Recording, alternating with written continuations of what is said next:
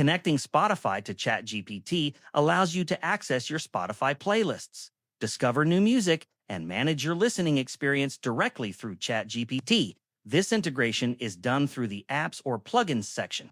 This tutorial outlines the steps, what the process does. The Spotify plugin allows ChatGPT to read and interact with your Spotify library. Depending on the connector permissions, ChatGPT may be able to summarize playlist contents, recommend similar artists, organize tracks, or assist with music discovery. The integration requires a Spotify account and authorization. Steps to connect Spotify to ChatGPT. First, log into your ChatGPT account. On the left side of the screen, look for the option labeled Plugins or Apps. Click it to open the available integrations. In the search box at the top, type Spotify. Select Spotify from the search results. Click the Install button to begin the integration.